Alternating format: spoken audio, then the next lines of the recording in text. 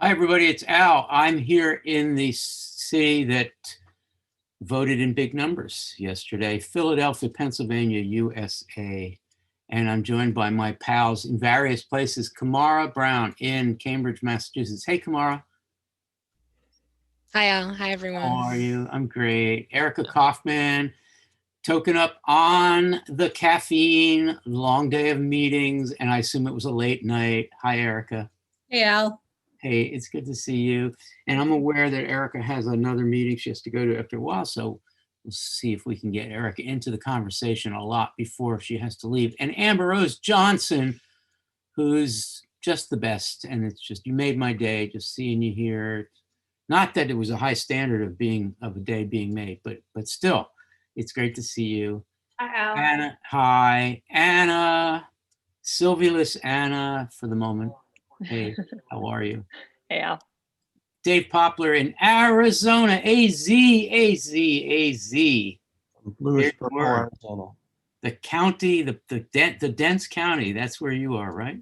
No, I'm in Pima County, Maricopa. You're in Pima, but that's related, that's affiliated. Hi, Allie Castleman, NYC. Hey, good to see you. Lily with me in Philly. Yay, Philly. We stand by Philly. Jake Marmer, 55 electoral votes. Man, I mean, what would we do without that 55? Hi, Jake. How are you? And Max McKenna, Illinois, to be counted on. Wow. We are in the places.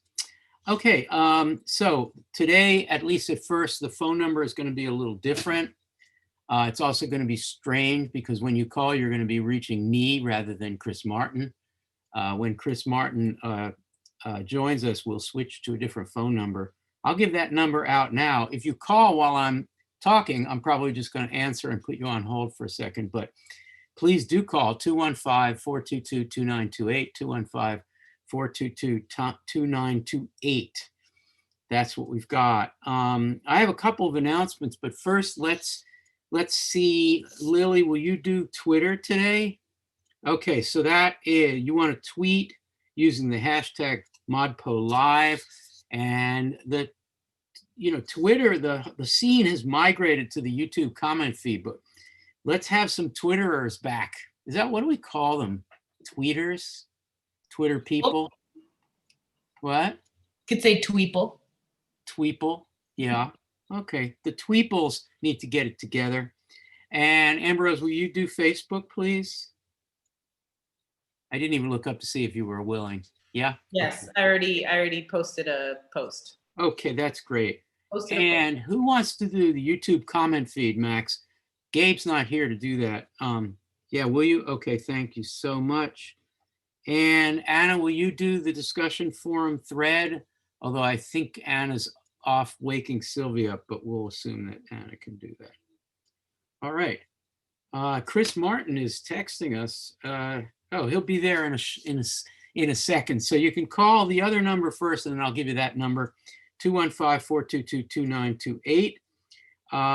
We're here to talk about aleatory poetry, chance-based poetry, quasi-non-intentional poetry.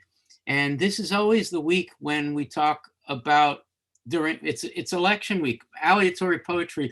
Somehow it works together. In fact, I'm going to put Erica on the spot and tell us just off the top of your head why it's appropriate to be talking about chance-based, non-intentional, and aleatory poetry on the week every year of the American election. What's so right and apt and good about that, Erica Kaufman? No one's ever asked a question that hard, I don't think. That's a really hard question. And I'm remembering how much I struggled in the webcast in 2016. Oh, God. But I think that it's because there's so much that is undetermined as far as, what's happening on election day. And then as this year after election day, there's just so much that we don't know and, have to exercise patience. And, even though the intention is there, it doesn't belong to us. So I find it a chance operation of sorts. Wow. I love that. In fact, I think the gurus who are working on the data, which is very complicated, 50 different states with 50 different practices. I mean, they'd probably really grok aleatory poetry if they ever had time to slow down and get into it. That was a great answer. Thank you so much. New phone number to call, not that one I just gave you, but 610-616-3208, our usual number. Chris Martin is here. He was out getting one of those 5 guitars repaired, but he's back. And you can also Skype ModPo Pen, ModPo PENN, ModPo Pen, in order to talk to Chris. And we hope that you will call 610-616-3208. All right, a couple announcements, and then I have a topic I'd love for us to talk about. Next week, our week 10 webcast, it'll happen on Wednesday. I'm not sure offhand what the time is. I think it's noon. And we'll have a special guest, our last special guest of the term, of the season, the symposium mode season. And that will be the poet, concrete poet, visual poet, sound poet, Derek Bayou.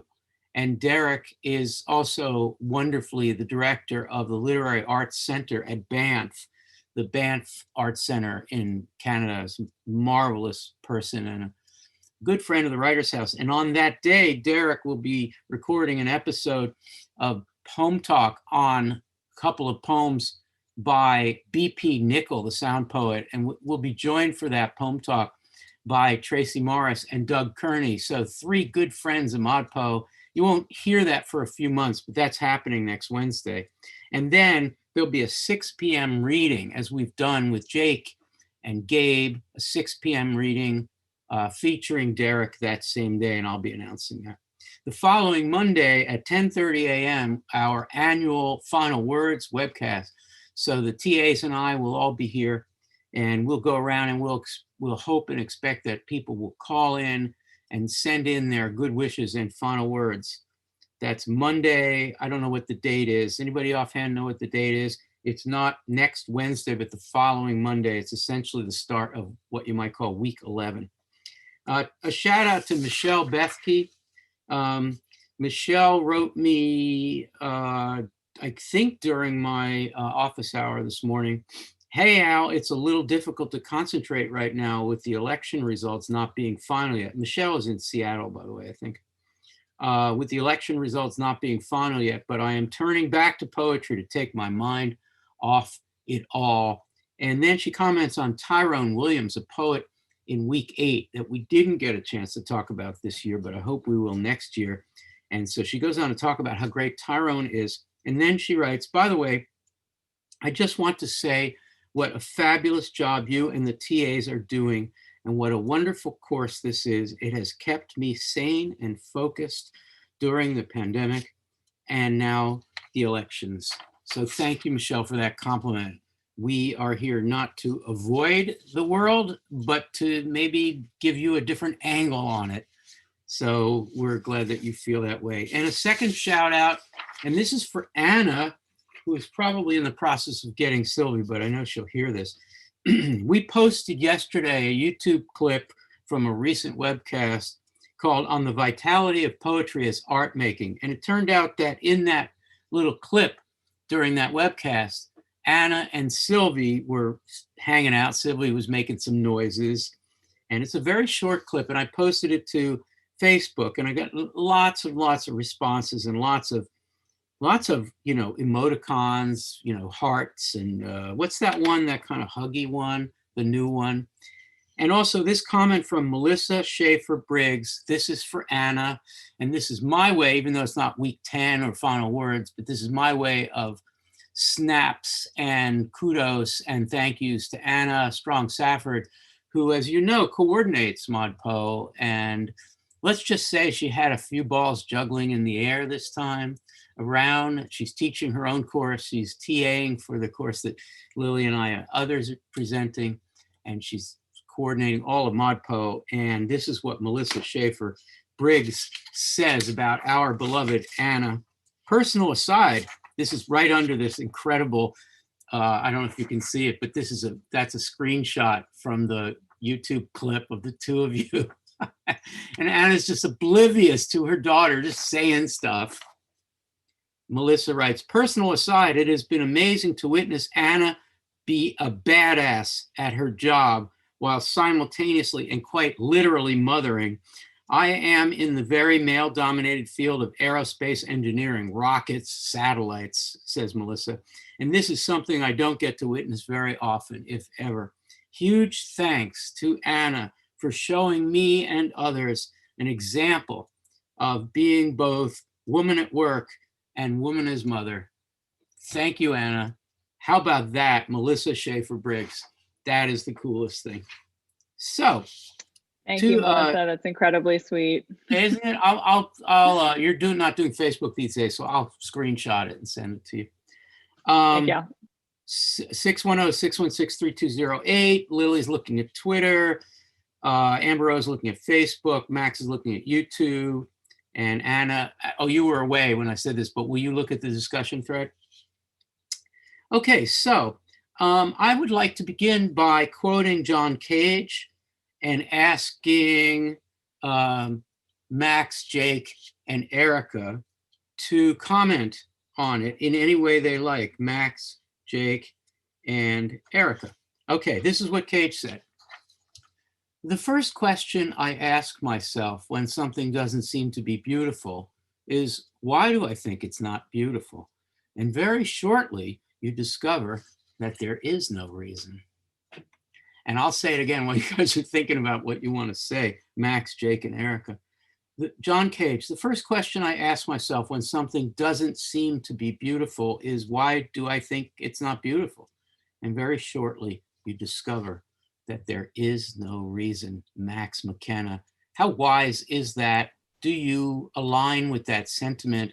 And what does it have to do with what we're talking about this week? I think I do align with that sentiment. I really love that. I love John Cage's little bits of wisdom that would make a perfect page-a-day calendar or something. But are you commodifying John Cage already? Hasn't he already been commodified? Yeah, probably so.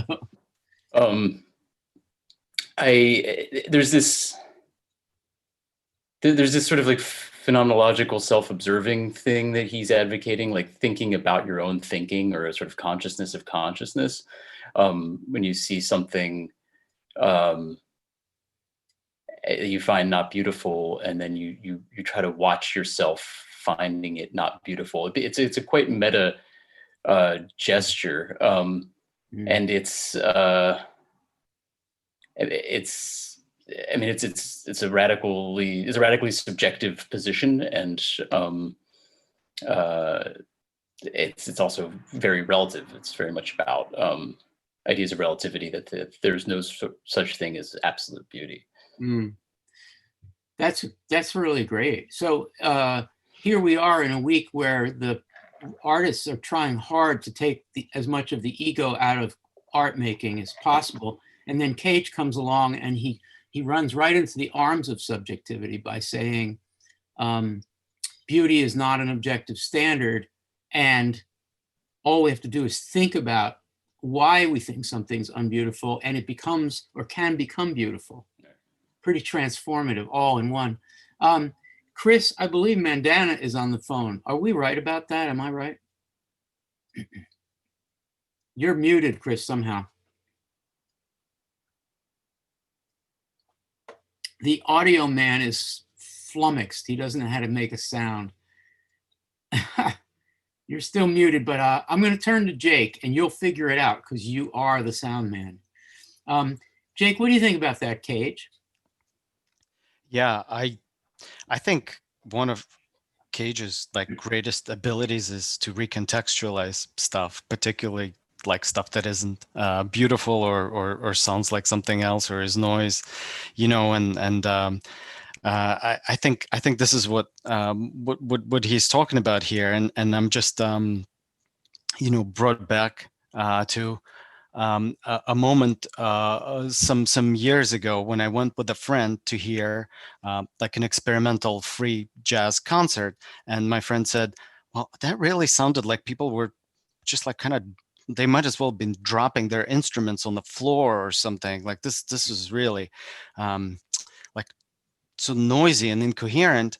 And I said, well, what if you think about it as them trying to say something to each other? Like they're not trying to play a coherent melody. They're trying to talk through their instruments. And then all of a sudden, you know, the perspective shifts and you start to see something as beautiful, like because the emotions are massive and incoherent, and if that's the context, then things begin to shift. And I think a lot of Cage's kind of experiments and statements have to do with that, and I think that also I agree with Max that this is where radical subjectivity comes in. Your state of attention gets altered, and then you begin to perceive things and to view them in a way that's kind of personal and recontextualized, and that's powerful. Jake, I would like to come back at you with that analogy, that little story of you and your friend. So hold that thought for a second. Chris, are you able to communicate with us? I think so. Can you hear me this time? Yes, Sorry, you're good. That's all right. You're discombobulated today. I know what's happening. You're trying to count ballots down there. You're in charge of ballot counting, and you have to do our audio. And it's very hard to prioritize. Is Mandana actually on the phone, or did you make that up? I think it's true. I don't think I imagined it. Mandana, are you really there? Please tell me you're really there. I'm really here. We really had a conversation. Hi, Mandana. Mandana, I want everybody Al. saying hello. Would you listen to what we're talking about and then participate? Did you hear the Cage quote? The John Cage? I didn't hear the quote, but I was able to hear some of Max's beautiful comments on it. And then, of course, I'm going to reread the quote, and I would love your take on it. And then, of course, you have something else you want to say to us. So I'll make sure you have that opportunity. First, the quote, then I want to go back to Jake about him and his friend at the concert. The first question I ask myself, says Cage, when something doesn't seem to be beautiful is, why do I think it's not beautiful? And very shortly, you discover that there is no reason. Jake, I would submit that Cage is to us as you were to your friend at the concert. And the reason I say that is because you did a teaching thing. You framed it for your friend. As we often do in teaching difficult art or difficult poetry, we will often say things that just resituate things so you were teaching, Cage is teaching. And this kind of suggests, other than suggesting that you and Cage are equally wise and guru-like, it also suggests that the act of reframing is explicit in your story, but is implicit in Cage, because it's not some random Uncle Schmo who comes up to you and has this thing to say about beauty. It's John Cage, and so it's already Cagean, if I may. So, what do you think about that?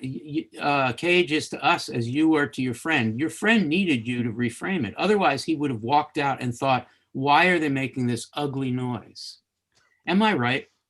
Well, that's very kind of you to say that. I think I was just above all, I wasn't trying to educate. I was kind of feeling bad for free jazz, and I wanted to have a good experience. So I maybe like the feeling like feeling defensive of a genre that I loved. Kind of just made me want to articulate it in that way. I don't even know. Like it feels true.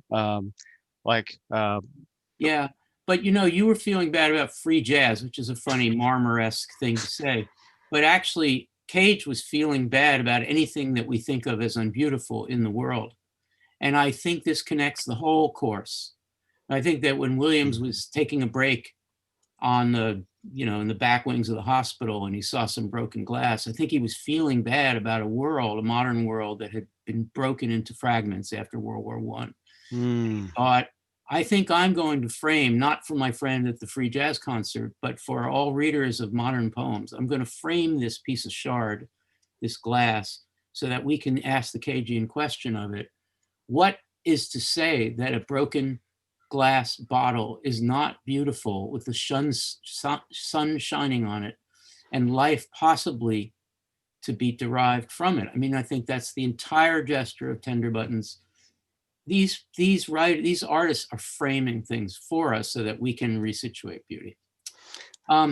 Yeah, go ahead. You were going to say something. Oh no, I just digging it. Like, it sounds very Walter Benjamin. Like, especially if you're talking about like language, like those little fragments, broken fragments of language that are suddenly like held up and are made beautiful.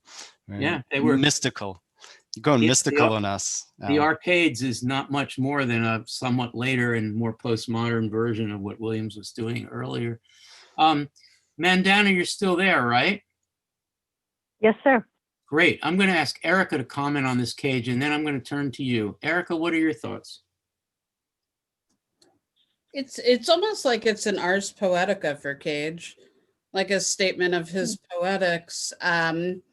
Because what I think he points to is the fact that, if we think carefully about the ways in which we direct our attention, as both Max and Jake were saying, the possibility of what we see when we look around us fundamentally changes. And I can't help but be reminded of a little story, if it's okay. It's very different than Jake's, but it's still a story where I was living in Berlin for a period of time a few years ago, and there's a piece by Cage up in this tiny little town in Germany called Halberstadt, and it's a piece that is meant to be performed over 637 years, and it's in a very old church. And I speak zero German, but I decided that I was going to figure out how to find my way to John Cage because I wanted to hear the composition, which it's also a piece that I think speaks to the quote that you read, because the notes don't change. I think they change every like 20 or so years. I've heard of this, yeah. Yeah, so it was incredible because I found myself in this church in the middle of nowhere in Germany with a lot of people kind of wandering around and looking for the show. And I couldn't communicate with them because we didn't speak the same language, but I could understand that they didn't understand how to point their attention in the convention of that space. Mm-hmm. And it was a really like a hugely powerful moment to me because it was a moment in which I understood, or at least I think I understood, how Cage takes his work or his art and lives it in the moment. And that's something that I think is central to the aleatory writers that we're talking about this week, but also central to a certain ethos of ModPo. That, this is stuff that we care really deeply about, and it becomes a part of how we move through the world. So nice. Hey, Mandana, you're a very flexible, accommodating person. I'm going to pull a switcheroo on you. So I think I think what we just did with the cage is great, and I want to turn to a different exercise and involve you in it. Are you game? Of course I'm game. Okay, great. You're the best. You're the best. Okay. No, you're the best. No, you're the best. No, you are the best. Okay, so Amber Rose, Lily, Allie, Kamara, Dave, Anna, and Mandana. That's a lot of people, so you're going to have to be super quick in that order. Amber Rose, Lily, Allie, Kamara, Dave, Anna, and Mandana. Real quick. So what I'm going to do is I'm going to play Jenna Osman's introduction to Dropping Leaflets. I'm not going to play Dropping Leaflets. I think we all know what she does in that poem. But the introduction completely mesmerizes me. And one of the reasons why I'm interested in it today is that even though they're very different voices tonally, the actual voice box is different. The sound of John Cage talking about his rethinking and the sound of Jenna Osman introducing this question of politics and political rhetoric just sounds so alike, so the same. What I'd like you all to do is, rather than putting this in the context of 9/11, that's what this was, Dropping Leaflets, I would like you to resituate it to our own time of the problem of polarizing political rhetoric. And you can speak specifically about the US election, but I'm just thinking more generally whether what Jenna is doing to break through the white noise, the talk that means nothing that we hear from politicians, maybe some certain politicians, but maybe all. I would love to hear your quick thoughts, all of you, in response to Jenna, Amber Rose, Lily, Allie, Kamara, Dave P., Anna, and Mandana. Here's Jenna Osman. I guess I should say that the piece was written in response to 9/11 and it was performed a month later at the Kelly Writers House in October of 2001. I was in the audience. The title of this program is called Finding the Words. And I find that every day when I read the newspaper, I'm looking for words, looking for the words that explain everything. And instead, I keep sensing the presence of what's not being told. We know that the press is being controlled in a variety of ways.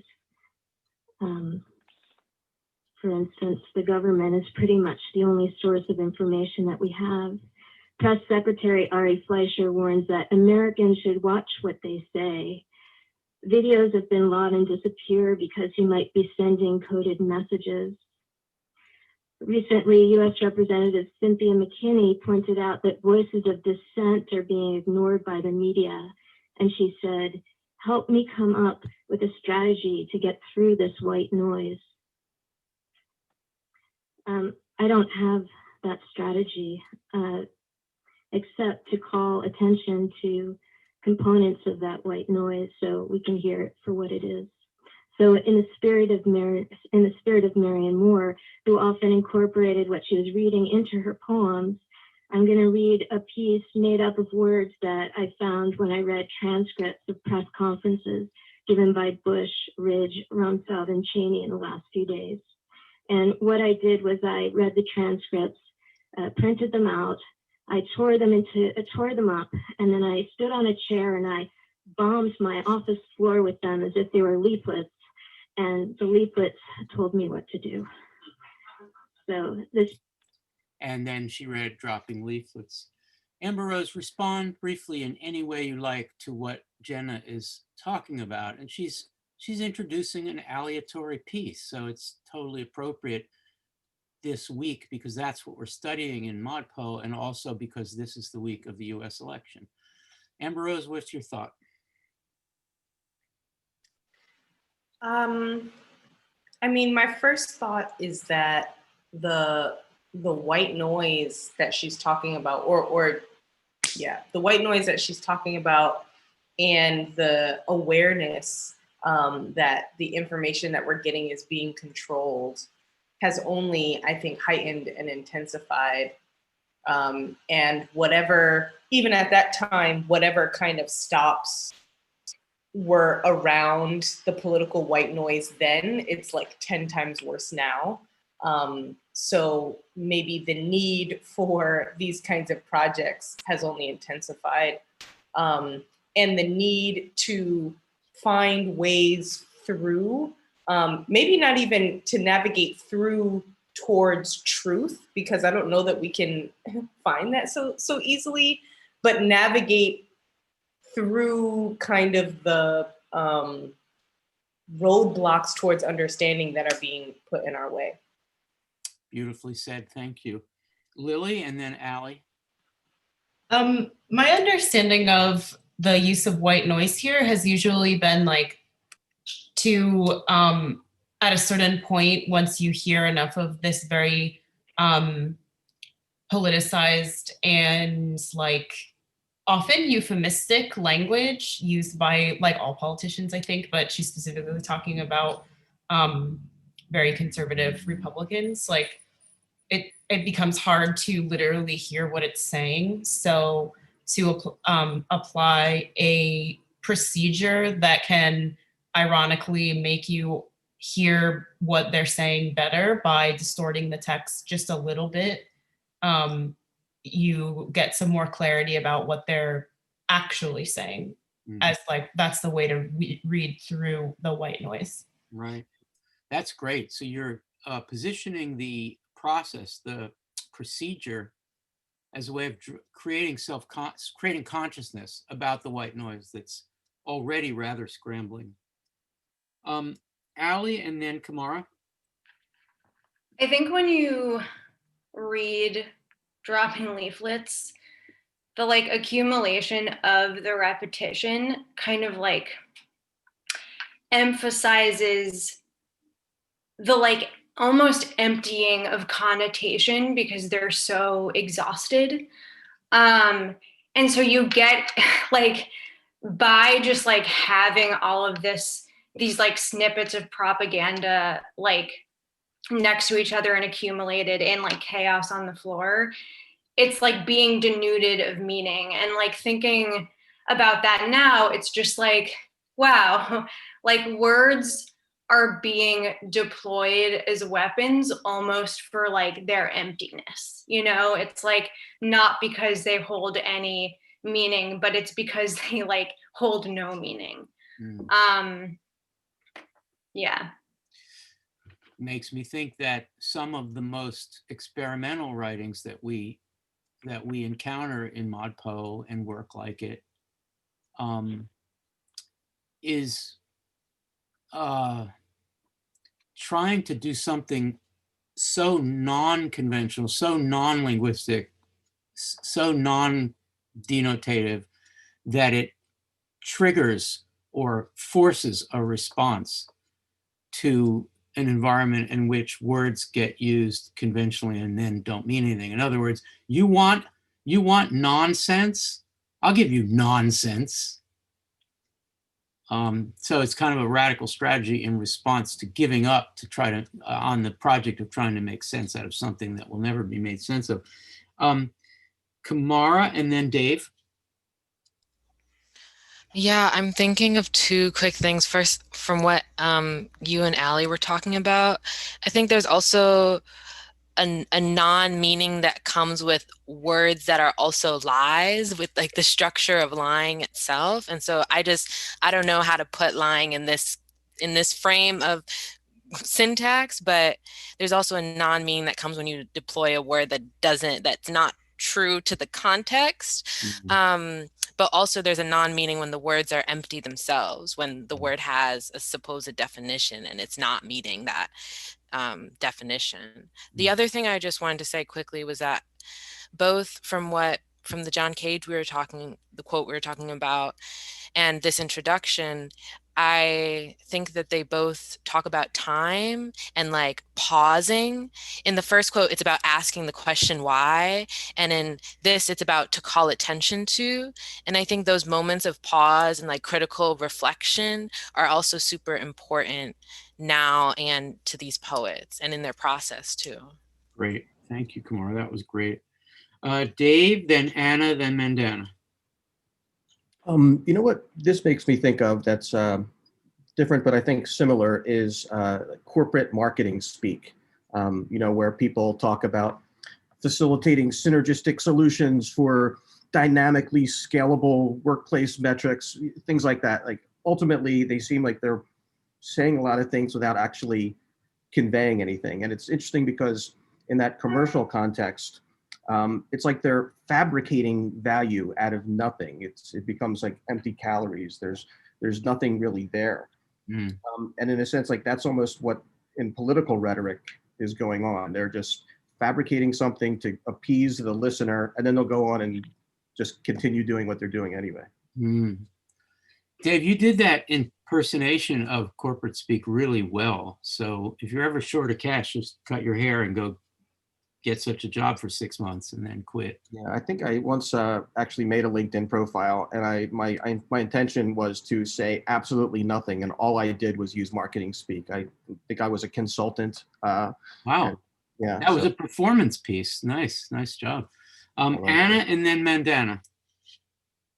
I was literally going to make the same observation about how terrifyingly like it almost made sense what Dave was saying, not in that it actually made sense, but in that I feel like I've heard that exact sentence.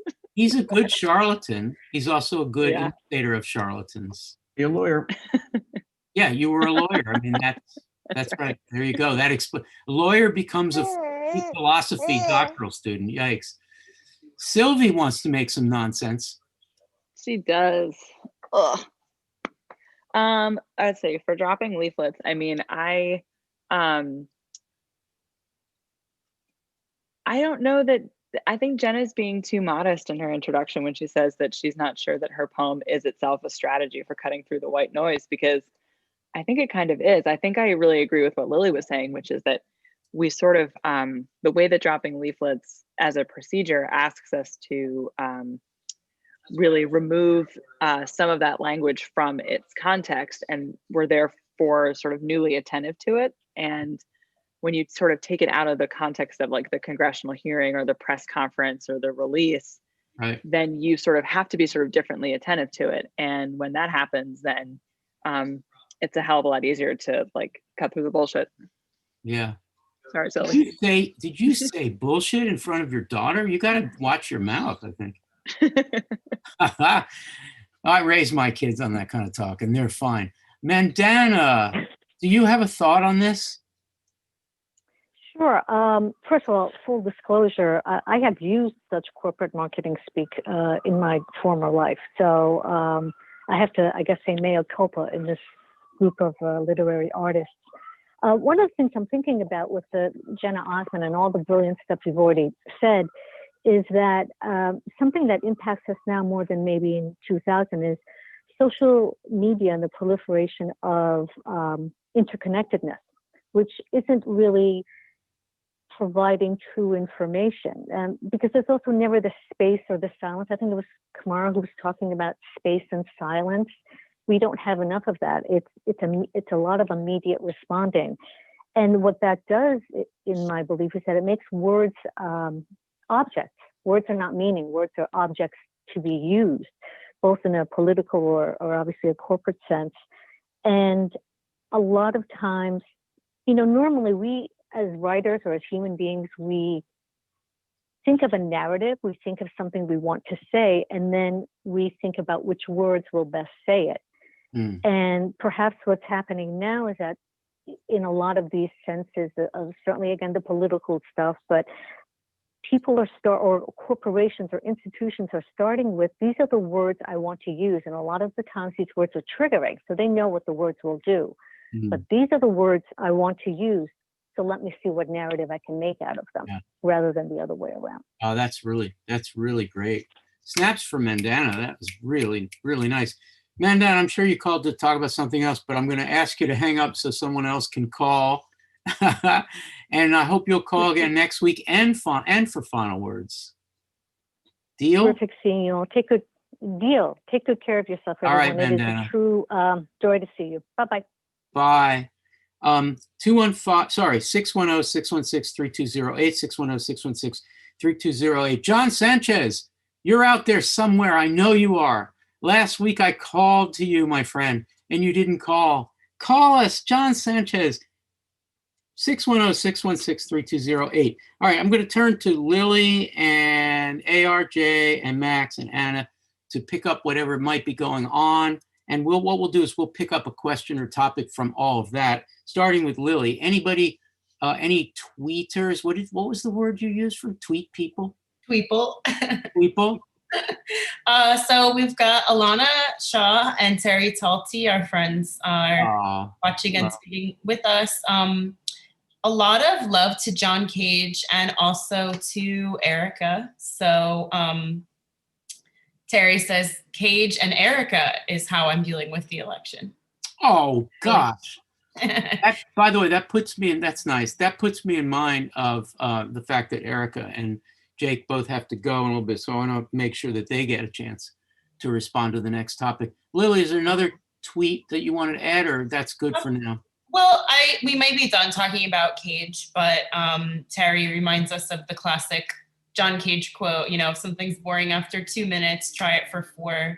If it's still boring, then 8, then 16, then 32. Eventually discovers it's not boring at all. So similar to the one we talked about already. But yes, very much so. Out on the table. That's great. I see Chris schmoozing with somebody, probably our Irish friend. We'll turn to Chris in a second. Anna, what's happening in the discussion thread? There is a really, really, really phenomenal question from E.B. Boots Palmer. And there's also a really great, so I'm going to read the question in a second, but I just wanted to say hi to Apolena, who writes, hi, everyone's been super difficult fall for me. So this is my first time in years I haven't been able to join you for the course, but today I have to at least say hello, thinking of all of you, just so hi, Apolena, so good to hear from you. And then here's this really great question. And EB is writes that they've been playing around with the idea of using scientific writing, specifically from medical journals, as the source text for a mesostic, which seems like a really interesting way to think about the way some of the words we use in science or medicine can have very different meaning when placed in a poem. I sort of wonder if this is really poetry, though. Cage's mesostics are based on literary or poetic text. If the original text wasn't intended to be poetic, can the result be poetic? So I love this question, and I really hope that we'll take it. All right, good. Hold on to that. And Amber Rose and Max, hold on to what you might be having, what questions you might, because we have someone on the phone. So we'll bring that person in and then we'll proceed. Chris, who's on the phone, please? We have John Sanchez calling in, Al, right on cue. Oh my gosh, I summoned him. John, can you hear me? I can. Hello. How are you, John? It's great to hear your voice. I'm Finally, great. you're one of the candidates for Rookie of the Year. You realize? Well, I'm here with my dad. I should say he's right next to me. We're watching together. I think your dad might be Rookie of the Year. Can you put yourself on speakerphone so we can hear both of you? Is he willing to talk? I think, yeah, I'm right here, Al. I'm John's dad, and I just want to say that you all have created something amazing, and it's a community that at this time of the world we need, and we've had an amazing experience. If you want to hear it, I'll tell you about how John and I have gone through this course, but we love it. I do want to hear it, actually. What's your name, John's father? I'm Mike. Mike and John Sanchez. Yeah, why did you do the course together? When did you start? What's it been like? Tell us a little bit about it. Let me answer. Yeah, go for it. So John's on a gap year from college, so he's home with us. And one night in July, I think he came in. I've got an office that I work out of here during COVID, and he said, "You want to do ModPo together?" And of course, I didn't know at all what that was. And we started. And since then, most nights, since July, John comes in, it's 11 o'clock at night, the last thing we do pretty much. He comes in, prints out 2 copies of the poem. We get you on a big screen on the monitor, and it's created a whole world for us. We will remember this the rest of our lives. The memories, tell all the truth, but tell it slant, and for occupation this, and blab of the pay from week 1 on. It has really been part of our vocabulary. It's really amazing what you've created, and we're really very grateful. Oh, Mike, that is so cool. So the father-son bonding, 11 o'clock, you put us on the big screen. There's like Allie and Dave and Anna, there they are. We're like reality TV people. All the TAs are total legends. We talk about your personalities, you guys are incredible. The whole world needs to see what this kind of community does. Wow, that is really cool. Mike, may I ask, we know that John is on gap year from college. May I ask what you do? Sure. I'm a CEO of a digital media company. So my life is very analytical and structured. So I wrestle sometimes with some of what you guys talk about, but I've learned a ton. I've really, really enjoyed it. Wow, that is really great. I can see in the faces of my colleagues here that they're really, this is the kind of interaction that we have where we realize, what we're doing is worth the effort, that we are making connections. When COVID recedes, maybe you guys will take a road trip and come to see us at the Writers' House. Maybe next fall, you'll come in person to a live webcast. You'll take the day off and you'll come. Yeah? We would love it. That'd be great. Yeah, I'm excited. That is great. So I wonder if you guys, other than saying hi and telling us about your ModPo experience, if you have a question or a comment, the other option would be for us to get a little more from what's going on in the comment feeds and Facebook, and you can be part of our response to it. Which would you like to do? Which of those two things?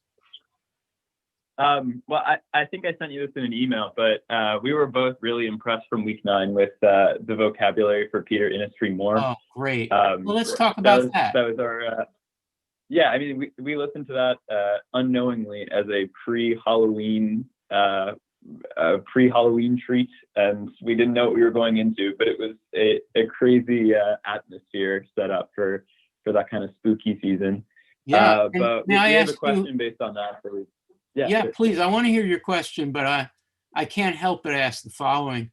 John, you're young and hip, and let's just say Mike is kind of square because he's doing, well, he's digital media company, can't be that square, but let's just say he's squarer than you are.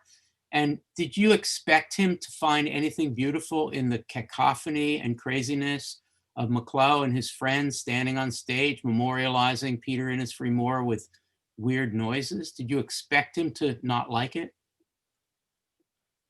I think there's two pieces. I think one of them is like how the poem itself is sort of creating a world, and there's a whole system put together. And I think that both that and the hilarity of the end product are things that both me and my dad can appreciate and just can sort of half make fun of by quoting lines and like really get into what's actually there, but also half really appreciate for like what was actually created and the talent that's required. It goes into that sort of thing. Wow.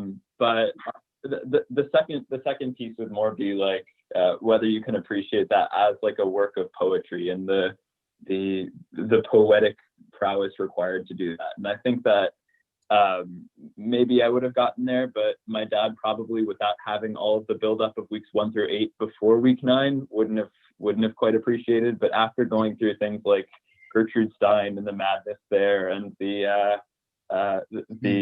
whole buildup of the rest of the course, wow. I think we both got there, and we wow. really appreciated both what he was doing and the fun and the whimsy of what actually gets put out. I'm not sure if that's the right word, but yeah, the atmosphere. That's whimsy is the right word.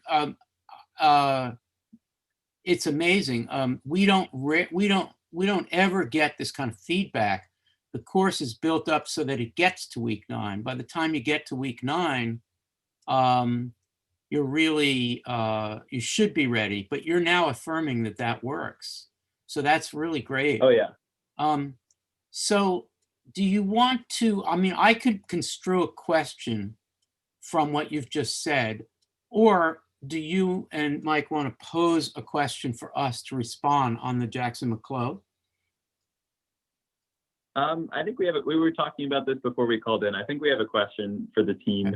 Okay. All right. So basically what we were wondering is that, as I was saying, like there's definitely a world that's created by the performance of the vocabulary, and it's sort of pointing towards this utopia with a huge emphasis on collaboration and working together to produce things. And there's a shared vocabulary where everybody is thinking about how they contribute to the form, and that is sort of the essence of the utopian collaboration. But at the same time, you know, especially for, you know, it's the point that you were making before in your question, it's a difficult to access form for people on the outside of this utopia.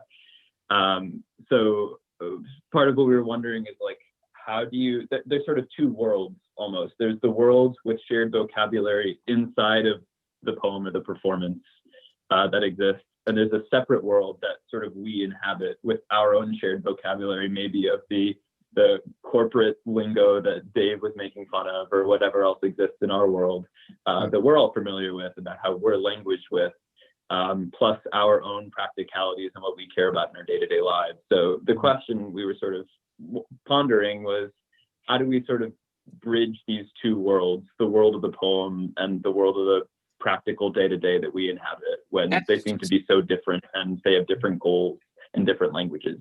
That's just a lovely question. And I'm going to ask Max, Anna, and then Lily to respond to it. But while they're thinking of something to say, I just want to say something. I want to up the stakes a little bit, John and Mike. And to speak directly to John, I'm assuming since you're the son and you're on a gap year from college, I'm just going to assume, I think correctly, that you're young, that you're a young person. And I guess what I want to say is that this is a crucial question. So listen hard to these brilliant answers, because it's a crucial question. Do you want to live a life which has the nuance and the open-heartedness of these experimental poems and still make your way in a world, right? To get your degree and get a job that's remunerative and make your dad proud and all that stuff. And still also want to be as sensitive and as utopian, that's your word, as Jackson McClough when he wanted to honor his deceased friend. There's a lot at stake here. Okay, so Max, Anna, Lily. Max first. Sure. I think that was really astute, John, what you had to say about the McClough piece. These ideas of collaboration and even the utopian dimension. It's something I've been thinking a lot about with the poems this week. How there's this attempt to share, or let's say diffuse authority or power, which is, it's utopian to some extent, but it's very much a sort of political gesture that seems actionable, that seems pragmatic for our current reality. And it's just trying to, I think in this piece in particular, I mean, they're looking for ways to memorialize Peter Moore, but also, I think you're right. Looking for a way forward to create sort of collaborative work together to kind of imagine a new social relations and new relations around labor. Thank you, Max. Anna, do you want to respond to John and Mike? I am actually going to punt to Jake Marmer because Jake has to go. So I want to give him a chance to weigh in on this if he would like to. Thank you. Jake, would love to hear you on this. Are you ready for it? I can try to be. Thank you.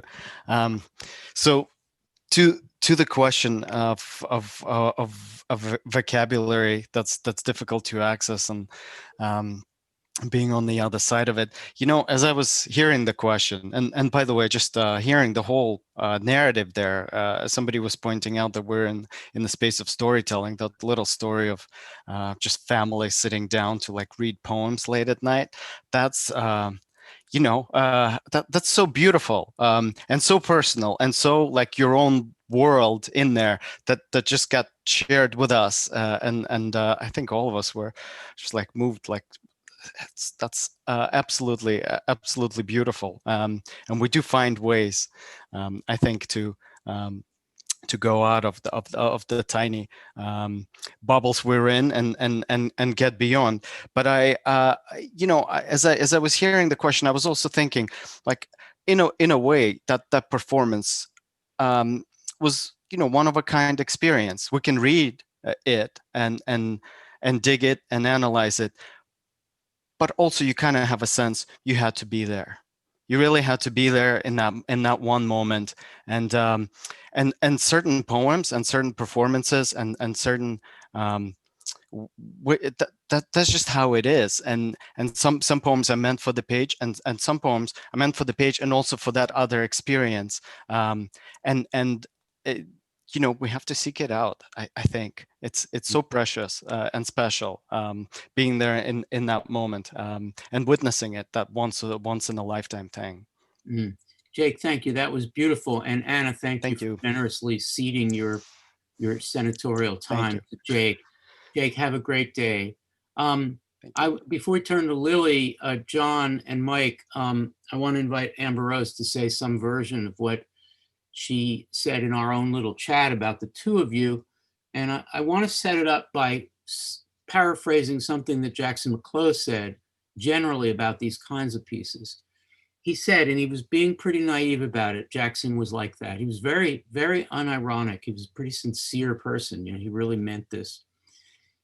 He said, if only we can organize our relationships, our social relationships, like we do in this randomly put together piece, the one in honor of Peter Moore, the world will be better. We can actually solve problems in the world, he felt naively, if we would just organize ourselves in this sort of random way.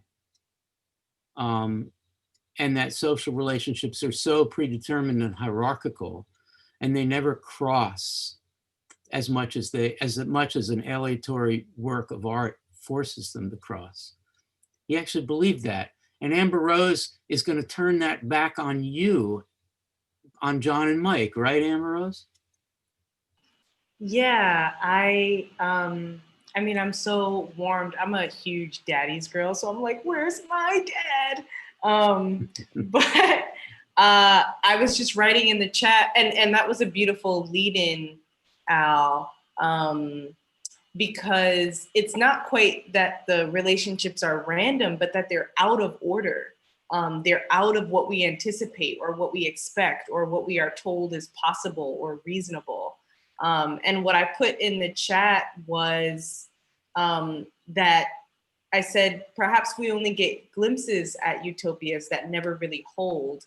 The image of father and son close reading poems together late at night in a study is one utopia, surely. And I mean, I'm saying that because I'm thinking about, okay, what is the order for how we're told to think about, one, what fathers and sons do together, right? What masculinity is, how we perform closeness, how we perform intimacy, what we're told men bond over, or like, you know, how we're told that we don't have the attention span to close read poems right now. Like there are all of these things kind of the order that tells us that this image of a father and son close reading poems late at night is impossible, is outside of the order of the day. And yet there's this small utopic moment that you all create. And it might not hold, it might not stay. You might not always enjoy it, right? But I think what the poem is showing us and what you all are modeling is that maybe we don't need utopias that are permanent. Maybe that's where it fails. But when we can find glimpses of it and honor those glimpses as important, as noteworthy, then maybe we can string more of those glimpses together and find a little more continuity between these fleeting utopic moments. Wow, Amber Rose, that was just lovely. Lily, do you want to add something to that? And then John and Mike, I'll turn it back to you for you can get some final words in. Well, yeah, I mean, I almost don't want to take anything away from what Amber Rose just said, because that was really beautiful. But I guess the only other thing I feel like I could add is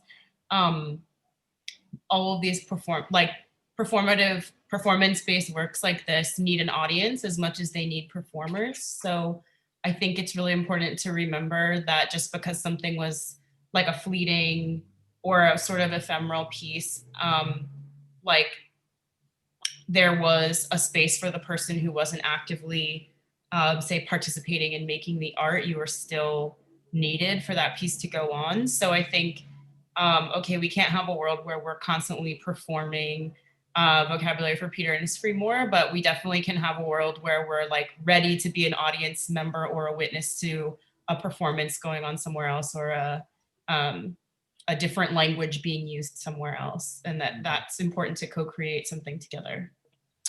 Beautiful. Thank you. John and Mike, do you have some final thoughts before I ask you to hang up? Yeah, I'd almost like to pose. Thank you for all of that. That was really sweet, and we appreciate all the really kind words. But I almost like to think also of ModPo as a whole as a sort of vocabulary for Peter in a stream more. Just in that, you know, every week coming together for these webcasts is a sort of coming together, maybe ephemerally for these poetic conversations, having a shared vocabulary that maybe people on the outside wouldn't understand, words like aleatory, and sort of using this shared understanding to figure out how we can all fit in and produce a a bigger meaningful story that can commemorate something or at least, you know, create some sort of shared quasi-utopic moment. Damn. But anyway, it just makes me glad to be a part of it. John, damn. Hey, Mike, can you hear me? Yes. You have every reason to be as proud as I know you are of John. No doubt about that. Yeah. We really enjoy this community, and you know, honestly, just to talk to all of you, it's fun just because we watch your faces all the time. And you know, this is a conversation John and I were having at 1 o'clock the other night about these poems and removing the ego and putting everybody together and how that ties into the real world, and is that utopia realistic? And it's fun to hear you all talk, and thank you for giving us this gift. Well, thank you both, really. Please take us up on that invitation to come take a drive down the turnpike and cross the river into Philadelphia and join us at the Writers' House a year from now. We would enjoy meeting you. Thank you both. Thank you so much. Have a great day. Yeah.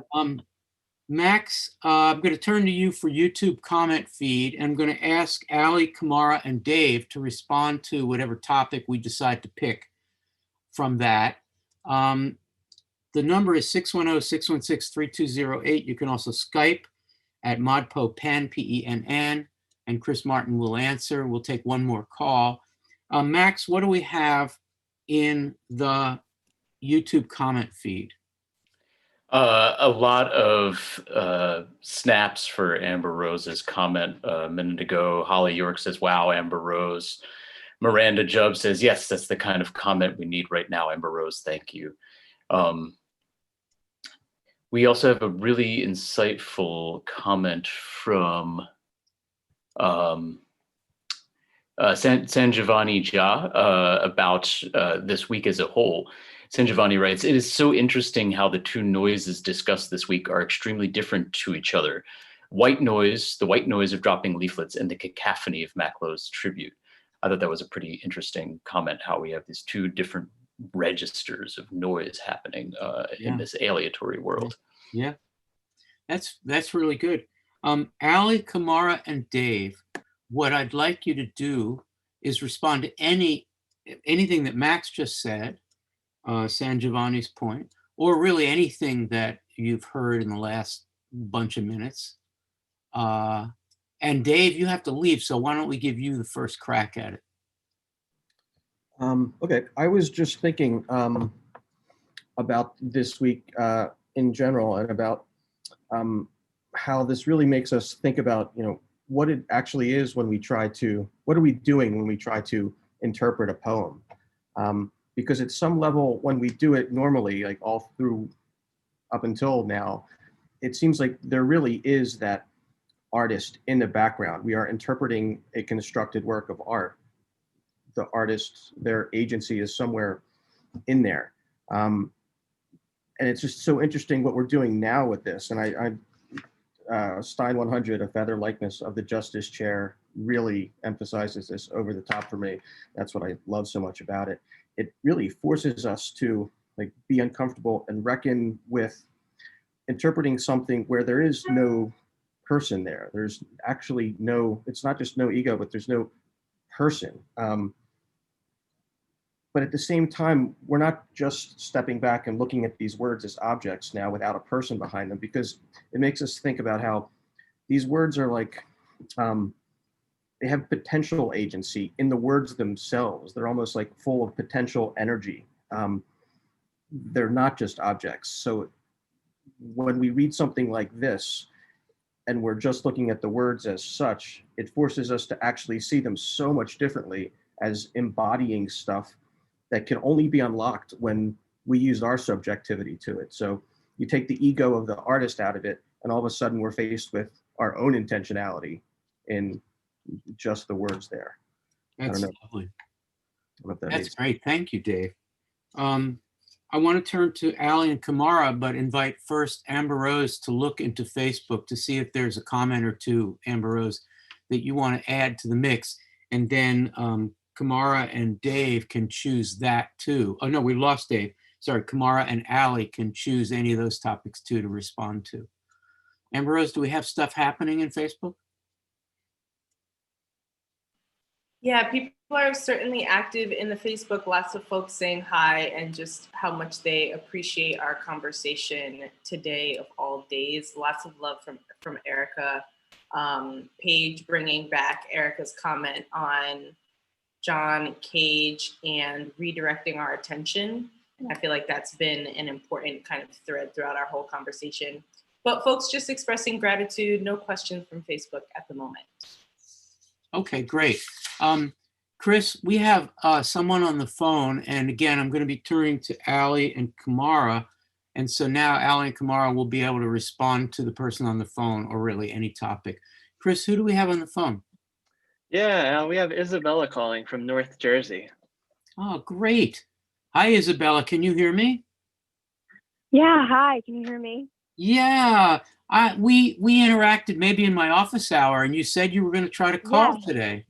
That's great. Yeah.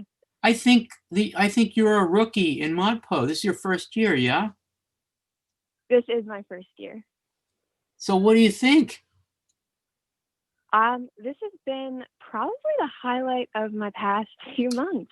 I'm a student, and I think whenever I'm kind of done with all my STEM homework, I turn to ModPo for like enjoyment instead of like catching up on TV. So wow. Yeah. This is the second call from New Jersey where we preempt TV. That is really cool. Can I ask Wow. Yeah. Can I ask you a question, and you don't have to answer with any kind of personal detail?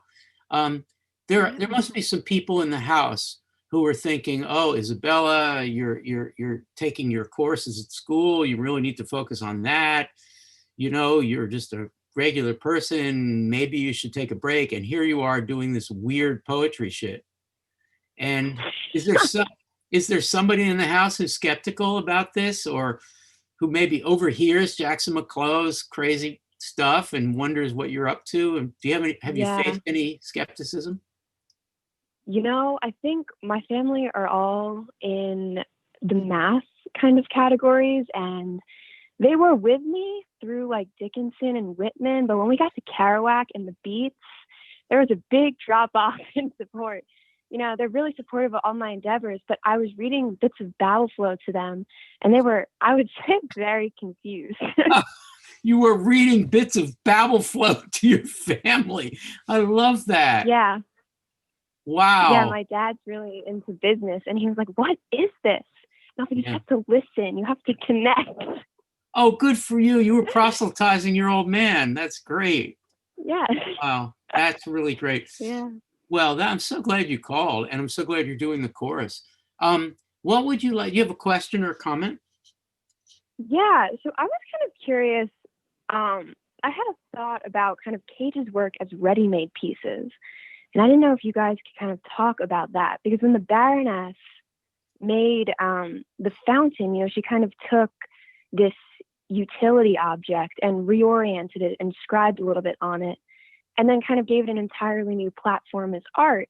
And I was wondering if Cage's process is kind of similar with, you know, taking an existing form, restructuring it, and then calling it an entirely new sort of piece of poetry. So I was wondering if his is more extensive in its maybe uniqueness and its style, or if there's like a connection between the two in sort of the modern American tradition.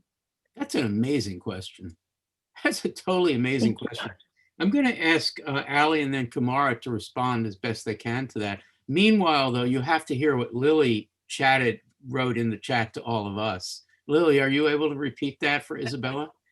Isabella, I just have a lot of sympathy for you trying very hard to explain the beats to your dad. What I said was beats are for teens and dad doesn't stand a chance. It was sort of a joke, but I really commend your strategy of just reading the text and being like, deal with this.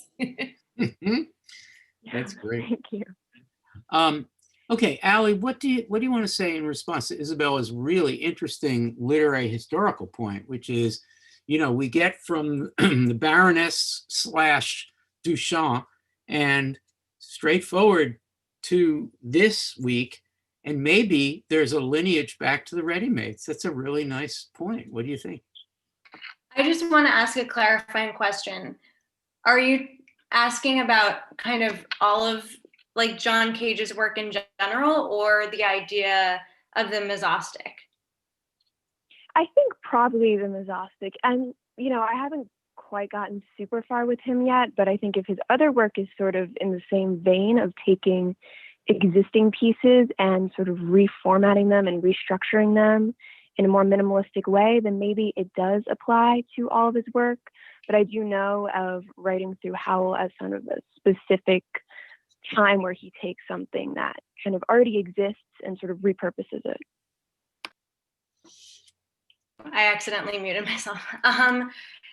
Yeah, it's really interesting to think about mesostics as ready-mades. I think it's slightly different in that, at least in how I conceive of them, and that like maybe like the ready-made is the text, the oracle, as he calls it, right?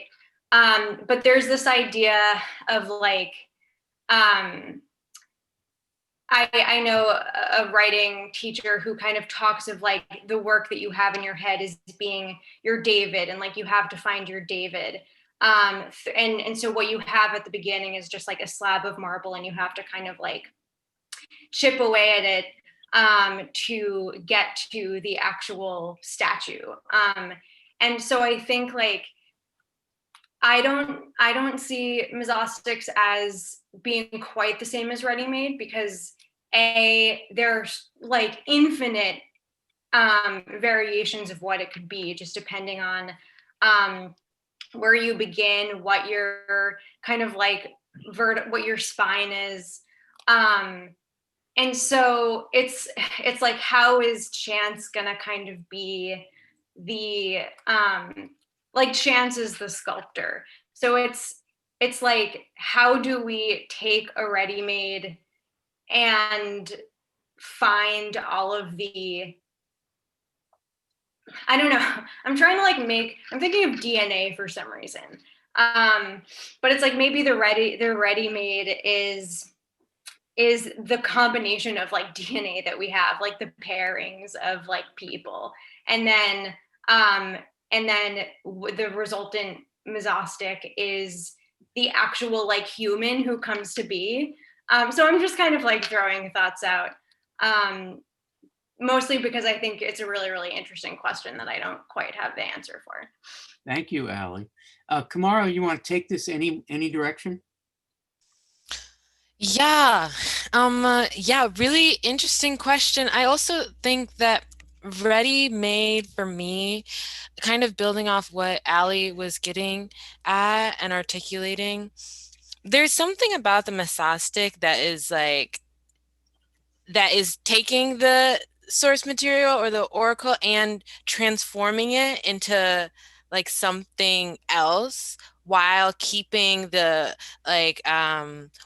some of the words, obviously, that I think sometimes seeks to try and articulate in a new way some of the essence of the original thing, or try and get at some type of question about that.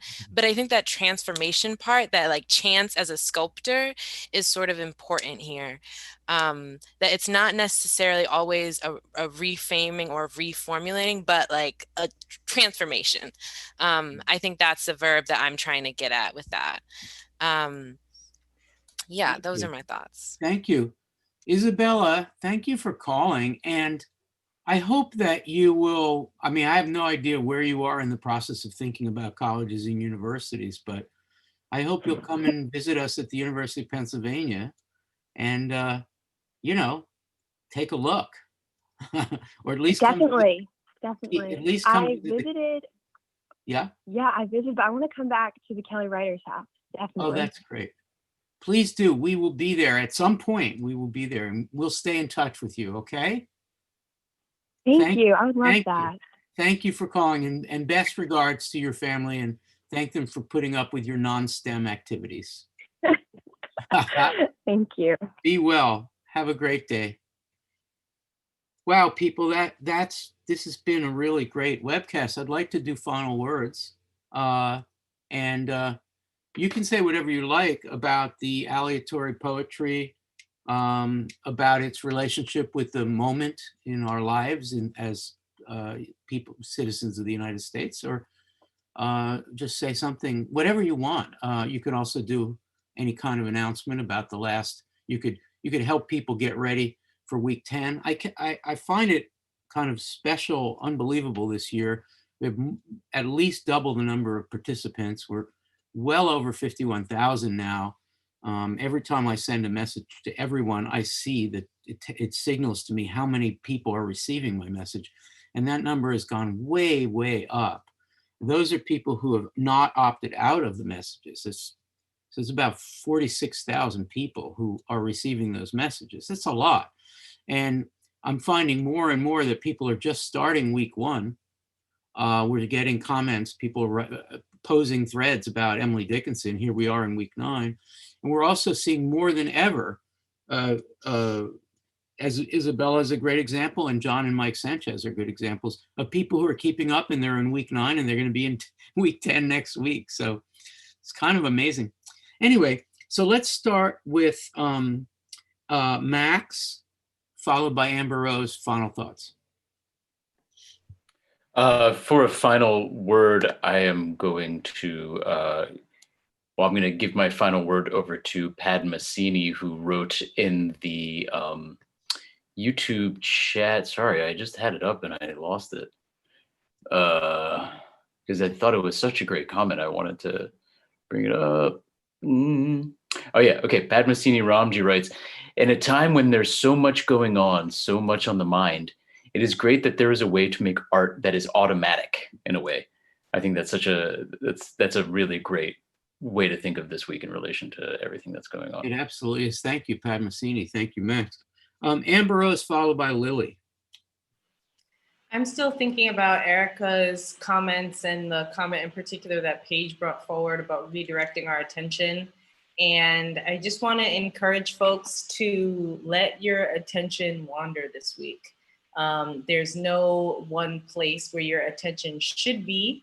And in fact, if you let your attention wander, you might find something more exciting, more interesting, more illuminating, more true, more useful, more calming than, where we're told we're supposed to be looking. So let your attention wander this week. Great suggestion. I think I'll do that. I guess I won't, meet my appointments or teach my course. That would be really cool. Just, what's Al doing? He's digressing. Yes. He listened to Amber Rose. Thank you, Amber Rose. Lily, followed by Allie. I guess one thing I'm thinking about after Isabella's question is something that we often talk about this week, but we didn't really today, is like author's ego, authorial ego. And I think the transition from week 9 to week 10 is about really centering, letting go of authors' creative input, so to speak, and like playing with authors' ego. Like how important is the singular geniusness of the maker of the piece of art to that piece of art. So I would identify that as the key difference between a Duchamp ready-made and a Mazostic. And then I think in week 10, there'll be a lot of poets we see who are going to really be playing with that. So that's really great. Nice summarizing point or synthesizing point. Thank you. Allie, followed by Kamara. I want to kind of combine John and Mike's question about how do we kind of bridge the outside world to like the inside world with the vocabulary of Peter Innisfree more in mind, with something Isabella said in her kind of insistence to her dad. I think it was, you have to listen, you have to connect. And this puts me in mind of I think something that someone said in the comments on one of the forums during this webcast about like the difference between white noise and cacophony, with kind of dropping leaflets in mind. And I just go back to John Cage in that with the like, if something's boring after 2 minutes, listen for 4 and so on. this kind of equation he makes between attention and interest. And I like so love the idea of ModPo as just like the vocabulary of Peter Innisfree more in mass, because while it's not my favorite piece in the course, I think it is the one that I find most exciting. And I think that's because in paying attention, we're honoring the cacophony, right? It's in paying attention, like only through paying attention can we actually pick things out of the white noise. So yeah, I'm gonna be thinking about that comment, just in that way of conceiving what we're doing here, probably from now on. And I would just, and I'm gonna keep thinking about the idea of just attention and focus and like connection with real intent behind it, as a way to try to bring more people into this endeavor, so that we're doing kind of what Amber Rose wants us to do this week, which is letting our minds wander instead of just being caught up in the chaos and white noise. It sounds almost like you're making a commitment. You're sharing with us a commitment that you're making, and at least that's how I hear it for myself. So I appreciate that. Check back with us in a couple weeks, see how it's going. We're going to turn to Anna and Sylvie. Sylvie seems a little squirmy now, but I'm sure Anna can pull together a final thought. Yeah, she's thinking this whole sitting in front of the computer thing is a little bit less fun than it was an hour and a half ago. But we're good.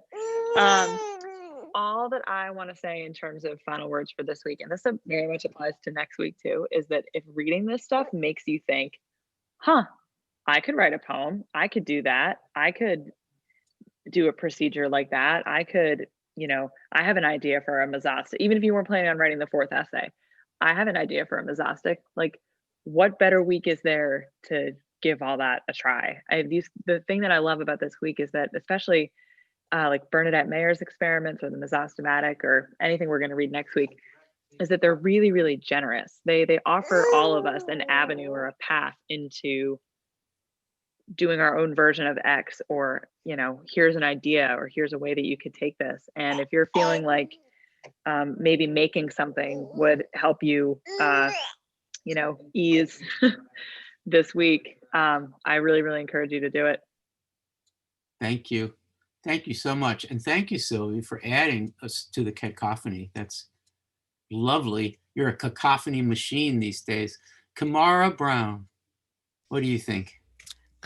I was thinking something really similar to Anna, that and Padmasini's point about the automatic poems.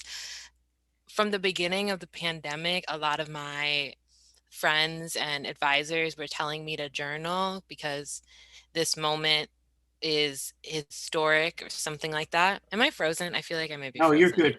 Okay, You're good. Whatever. Keep going. And I couldn't do it. I couldn't do it. They were like, archive. And I was like, no. And they were like, right. And I was like, no. And one of the first times I actually made something was with the mesostic this week. And there's something really freeing about, it's just something about letting go. And I think it's also about wandering, like Amber Rose was talking about, that enabled me to just like let go. And so if you're trying to, remember this moment in the moment, which I don't know who wants to do that, but if you are, maybe a mesostic archive could be cool of different texts right now. So Oh, I love that idea. Well, I have a final thought, and then I want to thank some folks. I was up at 4:30 this morning. I went to bed at about midnight, so that's 4.5 hours. That's not enough sleep, even for me. And the reason I woke up is I could have normally gone back to sleep, but I woke up because there was this big question in my mind, like, I need to grab the iPad and look and see if there was any more news about the US election. And then I read it. And of course, what I read, as everybody knows, is we don't really know yet about a bunch of things. And on Twitter, my favorite, what do we call them? Tweeples. my favorite tweeples were telling me to be patient. That was a word I saw in a bunch of tweets. Be patient. Patience. So then I posted something to Facebook where I presumptuously used that word patience, like we need to have patience. And then by the time it got to be about 6 o'clock, I wondered where I was going to find that patience. Where in my life do I have some experience with patience? Well, frankly, not a lot. I'm a somewhat patient person, but I don't draw, the activities I'm in, patience is not one of the qualities typically. And then I realized that close reading poems with you all, not just the people I'm looking at here in Zoom, but all the ModPo people, that's actually the most patient thing that I do. Mostly it's my patience comes when I listen to other people who are doing close readings, like you guys, like the TAs. And I realize that's my greatest source of patience, in that, the non-symposium mode season, the ModPo people have taken to call it slow-po. And there are people who actually like slow-po better than the symposium mode, because we're all rush, week 8, week 9, week 10, webcast, hurry up, call us, etc. Quick final word. And I realized that poetry has always given me the one thing that structures patience for me. And I just want to say that the patience that will be required is a sort of sibling, sister, brother, whatever, to the activity of close reading, waiting for things to fall into place, and waiting for grokking or getting or connecting, to use Isabella's term for what Dad didn't do. And that repairing our spirits, which is something we do, we sometimes look to poetry to help us do, repairing our spirits never is anything that we can do fast. That repairing our spirits and moving on is something that by definition requires patience. As much as we want some definition right now, or generally, about the various crises that we're experiencing, it's all got to happen, yes, consciously, yes, intensively, and yes, intentionally, but patiently. Thank you to Mandana and Isabella and John and Mike Sanchez for calling. And to those who are still here with us, we had a nice group. It was really a nice conversation today. Kamara, thank you. Amber Rose, Allie, Max, Lily. Chris Martin, thank you for the High Wire Act. I don't know what it is that kept you, but what was it that kept you? Something good, I imagine? Just dumb software updates. Oh, you of all people. Wow. I know. Dumb software. And Zach Gardner, who's not visible in these sessions, but is very visible to us. Thank you, Zach. All right, so this is Al signing off, and week 10's webcast will happen next week. I believe it's at noon, and we'll be joined by Derek Bayou, and I'm really looking forward to that. So have a great week, and please be patient. Somehow we'll get this thing to work out. Bye, everybody.